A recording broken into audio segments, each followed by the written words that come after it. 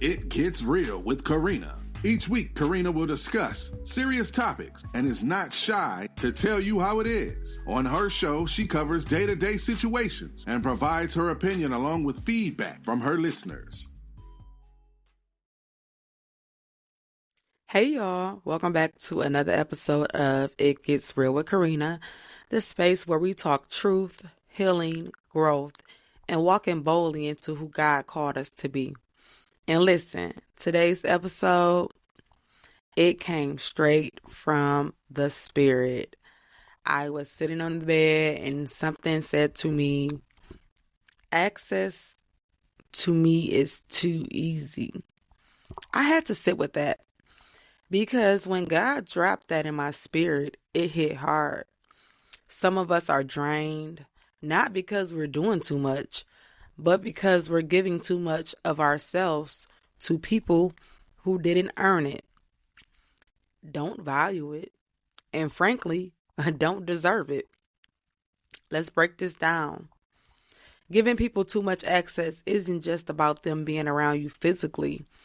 It's about who gets to speak into your life, sit in your energy, borrow your money, text you at any time, pull on your peace and spirit without reciprocation.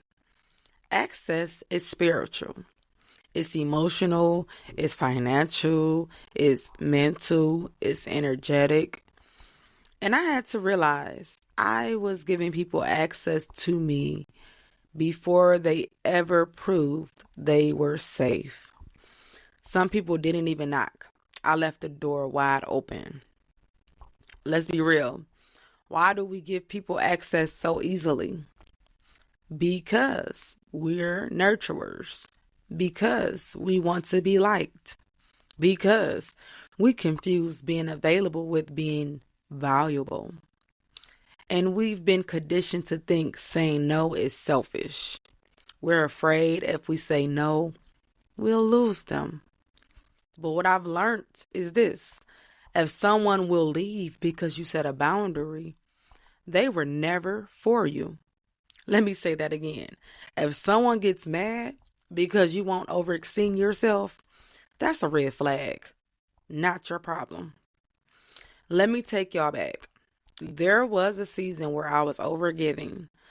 I was saying yes when I wanted to say no. I was loaning money I didn't even have to spare. Big on that, I didn't have to spare. But I was still giving.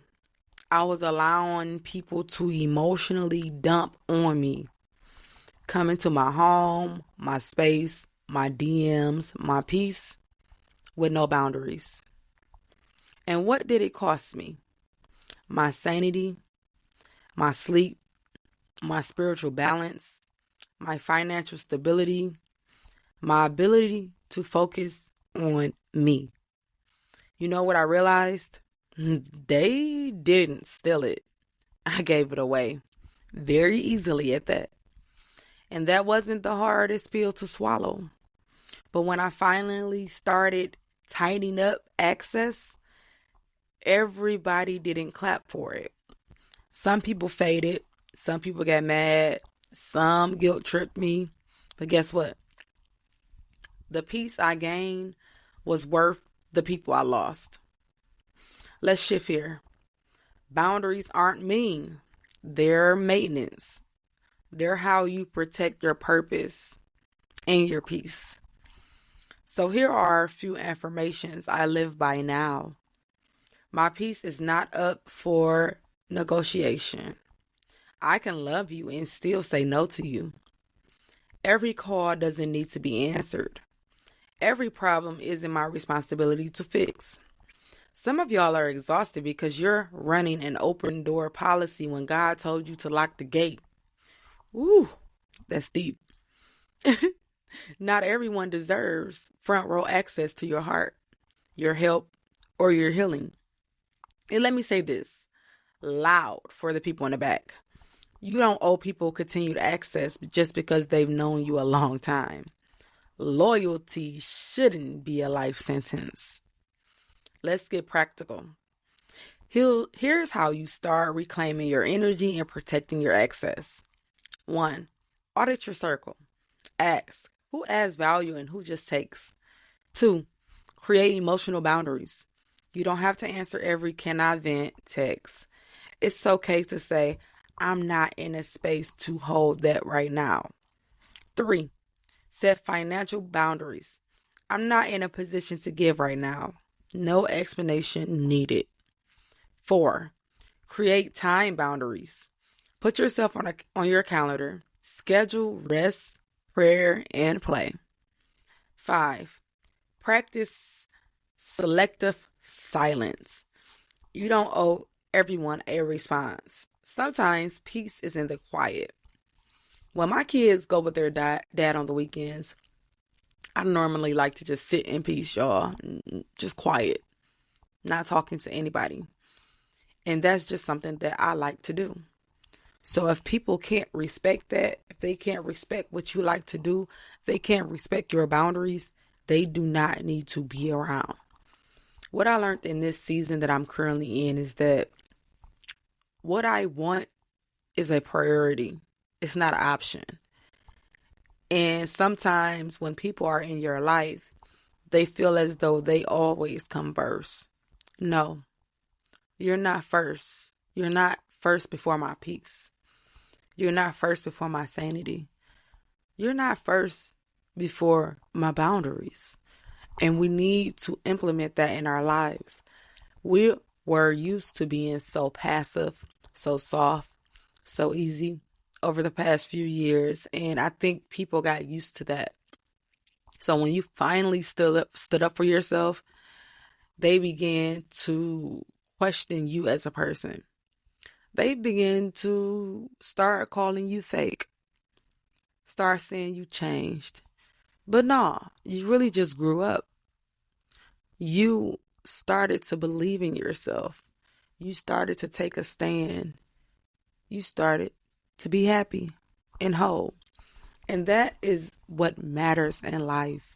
I always tell people, y'all, we only have one life to live. And if we're blessed, we'll get about 80 years out of it, 85, 90 for some. So I would say take every second, every minute, every hour to love on who you are and teach people how to treat you. If they don't know how to treat you, guess what? They get the boot. You don't deserve a seat at my table. Looking back in the past, I gave so much.